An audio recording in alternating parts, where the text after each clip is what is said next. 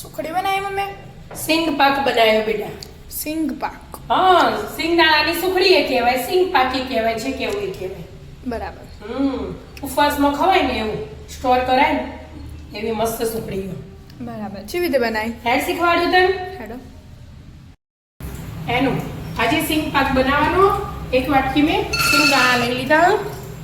હાલ શ્રાવણ મહિનો ચાલુ હોય ને તે ઉપવાસમાં ખવાય. શ્યામનો વિદ્યાએ ઉપવાસ કર્યો એટલા માટે બનાવીને ડબ્બો ભરીને મૂકી દઉં એટલે ગમે ત્યારે ભૂખ લાગે એટલે એકાદ ટુકડું ખવાય ને એના એટલે બાપડા ભૂખ તો લાગે જ એટલા માટે બરાબર શેકી દેવાના. મસ્ત શેકાઈ ગયા? હવે બેટા જો શેકાઈ ગયા. મેં ગેસ બંધ કરી દીધો. હવે એકદમ ઠંડા થવા દેવાના. બરાબર.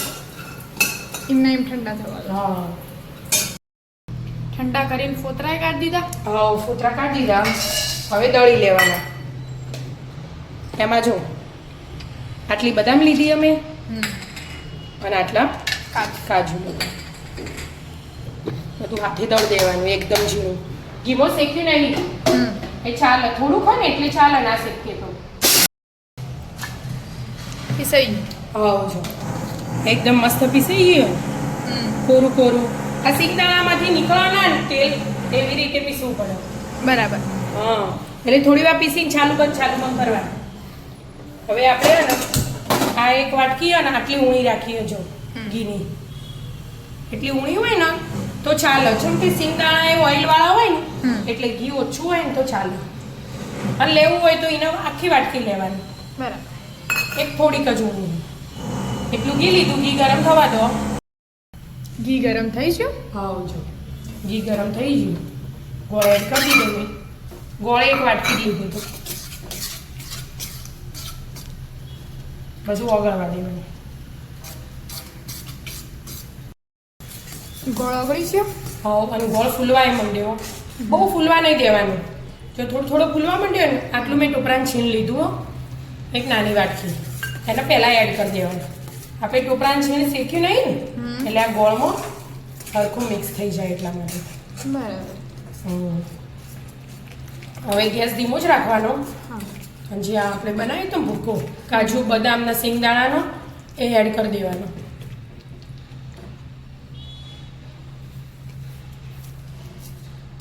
અને બધું મિક્સ કરી દેવાનું.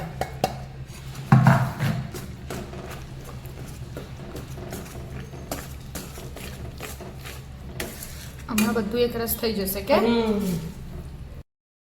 મસ્ત બધું મિક્સ થઈ ગયું કેમ? મિક્સ થઈ ગયું. આ થોડી અલગ બની. આપણે શેકીને બનાવીએ એટલે અલગ બને. આ સ્વાદે પાછો અલગ આવે. સ્વાદે અલગ આવો અને કાજુ બદામનો ટોપરાના છીણનો સ્વાદ આવે ને. હા, મસ્ત એટલા માટે. કોઈને ઢીલું રહી ગયું હોય તો મિક્સરમાં થોડા સાદા સિંગદાણા દળીને એડ કરી શકાય. બરાબર. હવે ગેસ બંધ કરી દીધો મેં. આ થાળી લઈ લીધી. હો, ઘી લગાવવાની જરૂર નહીં. ઘી વાળી સુખડી હોય ને એટલે એ તો પીસ ખુલ્લા થઈ જાય. આપણે થાળીમાં જમાઈ દઈશું. આપણા ઘરમાં બધાને સુખડી બહુ ભાવે. અને શ્યામનો વિદ્યાનો ઉપવાસ હોય એટલે ઈવન ચાલશે. એટલે હા, ગમે આ સુખડી છે એવી વસ્તુ ગમે ત્યારે ભૂખ લાગે એટલે એક ટુકડો ખાઈ શકાય. એક ટુકડો ટુકડો ખાઓ ને પાણી પીવો એટલે આમ પેટમાં હાર આવી જાય. હાવ કેવું.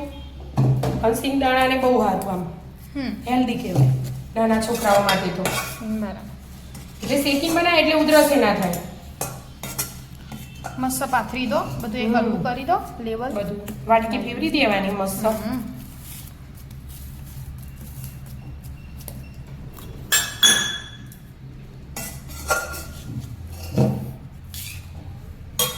વાટકી ખાલી આમ ફેવરે ને મસ્ત થઈ જાય. લીચું થઈ જાય. વાટકીને જો ઘી લગાવવું પડે. અંદર ઘી હોય ને એટલે. અને જે ઘી ઓછું ખાતા હોય ને એને એકદમ ઓછું ઘી લેવો તો એ ચાલે. બરાબર. મસ્ત થઈ જાય. આમાં ઉપર થોડા કાજુનો શ્રૃંગાર કરીશું.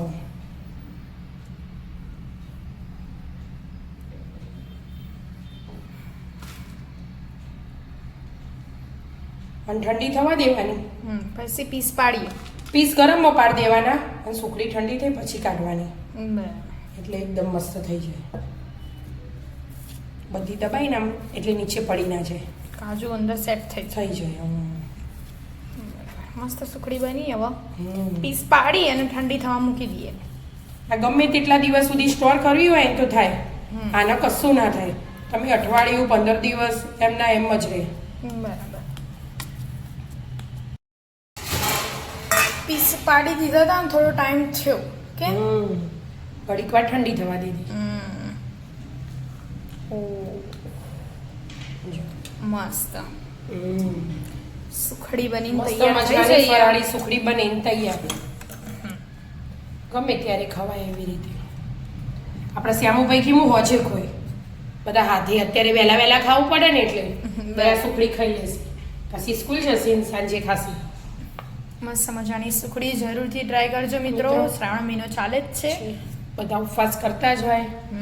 તો 11 સોમવારમાં એ બનાવી મૂકી હોય તો ખવાય. બરાબર. હવે નેક્સ્ટ કયું ફરાળી રેસીપી જોઈએ કોમેન્ટ કરજો. કરીને કહેજો. એ અમે બનાવીશું.